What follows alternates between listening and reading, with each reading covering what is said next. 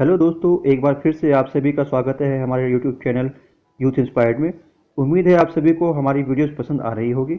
आज की वीडियो में हम जनवरी महीने के करंट अफेयर्स का रिवीजन करेंगे और हर प्रश्न का एनालिसिस करेंगे। इस बार प्रश्नों की संख्या पिछली वीडियो से ज़्यादा होगी और हर प्रश्न में से आपको कम से कम 3 से 4 प्रश्नों के उत्तर मिलेंगे। हमेशा की तरह पेन कॉपी अपने साथ लेकर बैठिए, क्योंकि आपको मिलने वाली है महत्वपूर्ण जानकारियाँ जिन्हें आपको नोट करना चाहिए। तो शुरू करते हैं आज का वीडियो।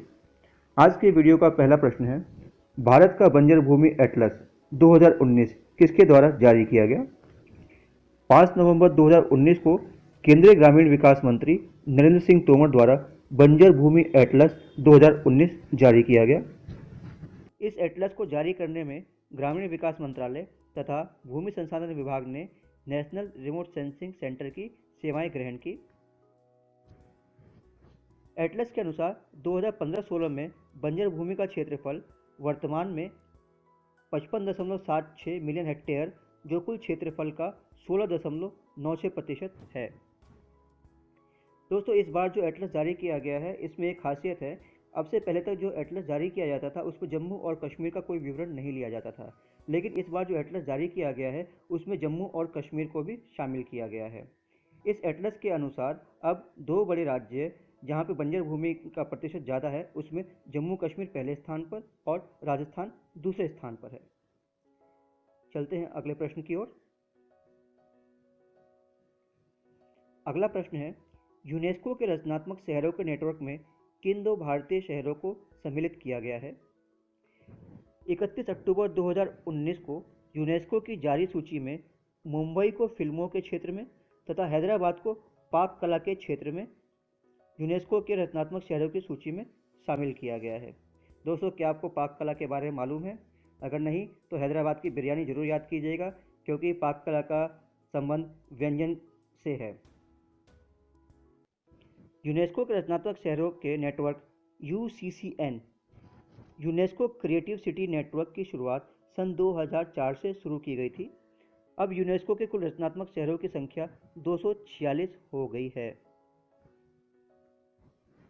नेक्स्ट, संयुक्त राष्ट्र महासभा ने 31 अक्टूबर को विश्व शहर दिवस, दोबारा बोल रहा हूँ, विश्व शहर दिवस वर्ल्ड सिटी डे के रूप में घोषित किया है। चलते हैं अगले प्रश्न की ओर। और अगला प्रश्न है, विश्व के 20 सबसे महंगे रिटेल शॉपिंग स्ट्रीट में भारत का कौन सा शहर है? यानी भारत के कौन से शहर को शामिल किया गया है, शहर को या स्थान को शामिल किया गया, उसे देखते हैं। इस सूची में दिल्ली के खान मार्केट को शामिल किया गया है। इसका मतलब यह है कि दिल्ली का खान मार्केट जो है विश्व के सबसे 20 महंगे रिटेल शॉपिंग स्ट्रीट में शामिल किया गया है। इसके बारे में और फैक्ट जानते हैं। कुशमैन एंड वेकफील्ड नामक वैश्विक कंसल्टेंसी कंपनी के द्वारा जारी की गई रिपोर्ट में main street across the world report 2019 में खान मार्केट को 20वां स्थान दिया गया है। याद रखिएगा, 20वां स्थान दिया गया है। खान मार्केट में प्रति स्क्वायर फीट वार्षिक किराया $243 है। चलते हैं अगले प्रश्न की ओर। सतह से हवा में मार करने वाली त्वरित प्रतिक्रिया missile quick reaction surface to air missile का सफल प्रक्षेपण कहां से किया गया? 23 दिसंबर 2019 को उड़ीसा के चांदीपुर से किया गया। अदर फैक्ट्स देखते हैं। स्वदेशी रूप से निर्मित मिसाइल का विकास डीआरडीओ द्वारा किया गया है। डीआरडीओ का पूरा नाम है Defence Research and Development Organisation, यानी कि ये ऑर्गेनाइजेशन डिफेंस से संबंधित रिसर्च के लिए काम करती है और इसका एस्टेब्लिशमेंट या इसकी स्थापना 1958 में की गई थी। देखते हैं अगला प्रश्न। दिसंबर 2019 में किस भारतीय नन को संत की उपाधि दी गई? 3 अक्टूबर 2019 को भारतीय नन मरियम थ्रेसिया को संत की उपाधि रोमन कैथोलिक पोप फ्रांसिस के द्वारा वेटिकन सिटी के सेंट पीटर स्क्वायर में दी गई। दोस्तों, इस प्रश्न के सभी पॉइंट्स बहुत इंपॉर्टेंट है, चाहे इसकी डेट की बात कीजिए, चाहे नन का नाम देखिए, या किसने उपाधि दी है और किस स्थान पर दी गई है। ये सभी बहुत महत्वपूर्ण प्रश्न है, तो इसको अलग से नोट करके जरूर रखिए। देखते हैं अदर फैक्ट्स।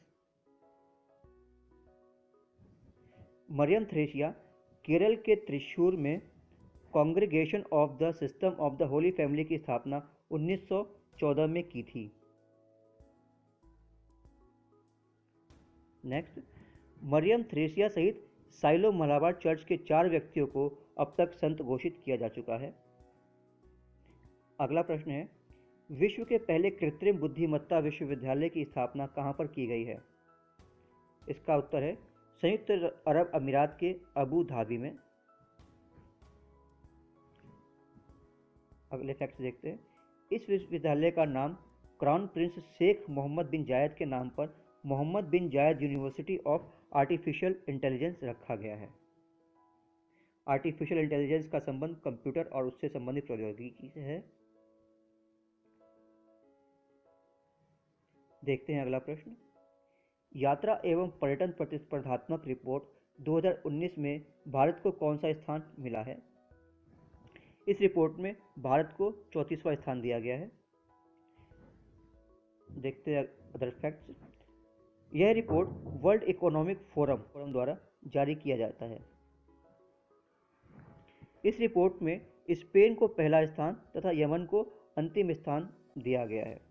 यानी कि हमें कह सकते हैं कि स्पेन ऐसा देश है जहां पे सबसे ज़्यादा पर्यटक जाना पसंद करते हैं। देखते हैं अगला प्रश्न, वर्ल्ड गिविंग इंडेक्स में भारत को कौन सा स्थान मिला है? याद रखिएगा, world giving index. World giving index का मतलब क्या हुआ दोस्तों? वर्ल्ड गिविंग इंडेक्स उन देशों के लिए निकाला गया है जो देश मानवता के आधार पर दूसरे देशों को फंड प्रोवाइड करते हैं या ये कहें कि उनकी सहायता करते हैं। देखते हैं अगले फैक्ट्स, चैरिटेबल एड फाउंडेशन द्वारा वर्ल्ड गिविंग इंडेक्स जारी किया गया। इस इंडेक्स में भारत के पड़ोसी देशों में चीन को छोड़कर बाकी सभी देशों की स्थिति भारत से बेहतर है। चीन का स्थान 116वां है। दोबारा देखते हैं, भारत का स्थान 82वां है, याद रखिएगा। देखते हैं अगला प्रश्न, मथुरा में राष्ट्रीय पशु रोग नियंत्रण कार्यक्रम का उद्घाटन किसके द्वारा किया गया?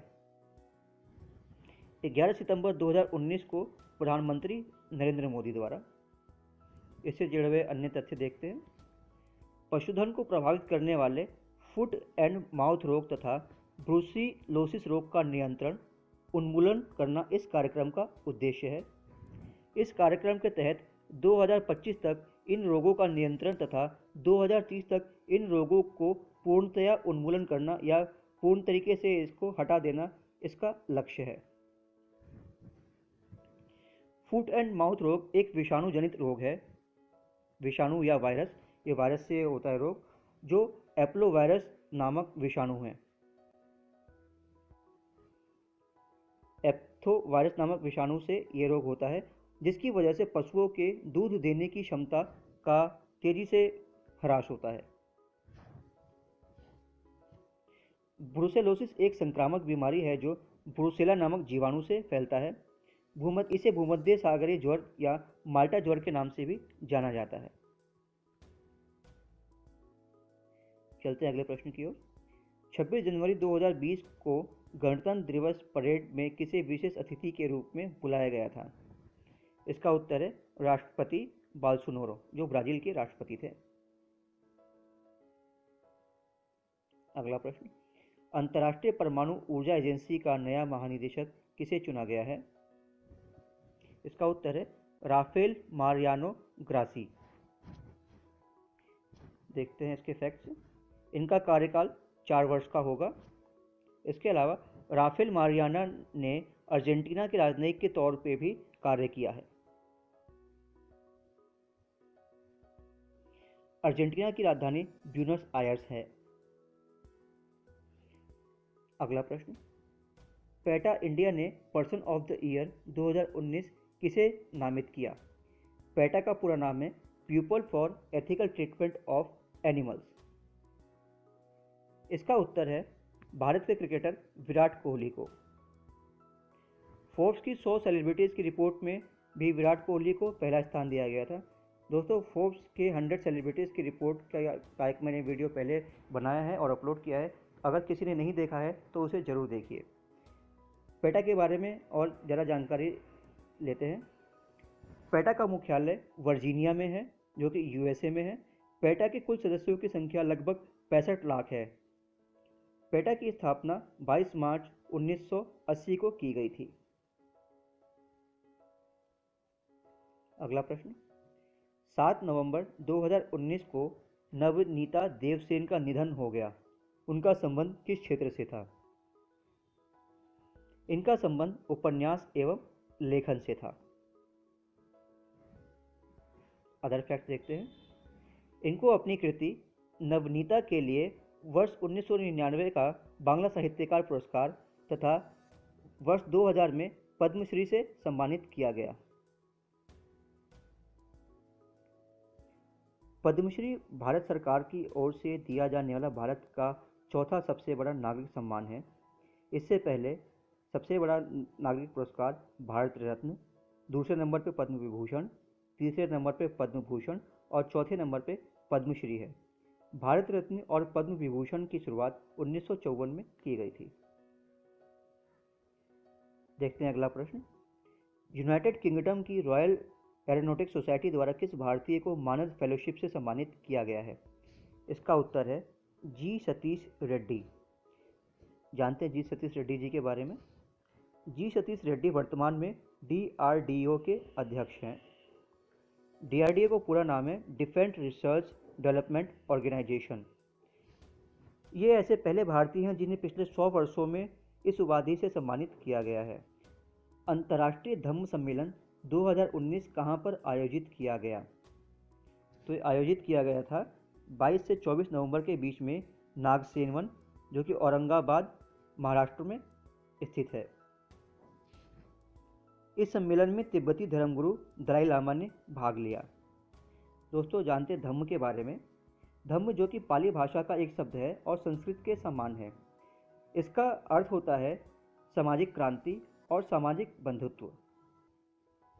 अगला प्रश्न, सिसेरी नदी पुल का उद्घाटन कहाँ पर किया गया?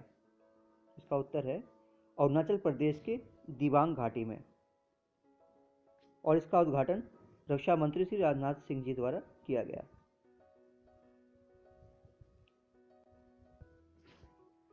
सिसेरी नदी पुल दिबांग घाटी को सियांग से जोड़ता है। जिस परियोजना के अंतर्गत इस पुल का निर्माण किया गया उसका नाम है ब्रह्मांक परियोजना, जो कि बॉर्डर रोड ऑर्गेनाइजेशन या बीआरओ द्वारा किया जा रहा है। अगला प्रश्न है, चिनानी नासरी सुरंग का नाम बदलकर क्या रखा गया है?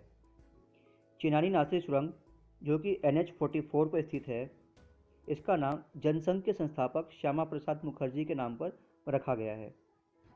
जानते हैं इसके बारे में। यह भारत की सबसे लंबी सुरंग है जिसकी लंबाई 9.2 किलोमीटर है। यह एशिया की सबसे बड़ी द्विदिशात्मक रोड सुरंग है। यह जम्मू कश्मीर के उधमपुर में स्थित चिनानी को रामबन में स्थित नासरी को जोड़ती है, इसलिए इसका नाम पड़ा चिनानी नासरी। देखते हैं अगला प्रश्न, देश के पहले केंद्रीय पुलिस विश्वविद्यालय की स्थापना कहाँ पर की जाएगी? इसका उत्तर है उत्तर प्रदेश के ग्रेटर नोएडा में। की वीडियो में इतना ही। मुझे उम्मीद है आपको हमारी वीडियो पसंद आई होगी और सभी प्रश्नों को आपने ठीक से समझ लिया होगा और नोट भी किया होगा। अगर आपको हमारी वीडियो पसंद आ रही है तो इसे लाइक कीजिए, शेयर कीजिए और सब्सक्राइब कीजिए, और जो लोग अभी तक हमसे नहीं जुड़े हैं उनके साथ शेयर कीजिए। हम उम्मीद करते हैं कि आपको आने वाली वीडियो भी पसंद आएगी और आप इसी तरह से हमारे साथ जुड़े रहेंगे। अगली वीडियो तक आपसे अलविदा। नमस्कार, जय हिंद।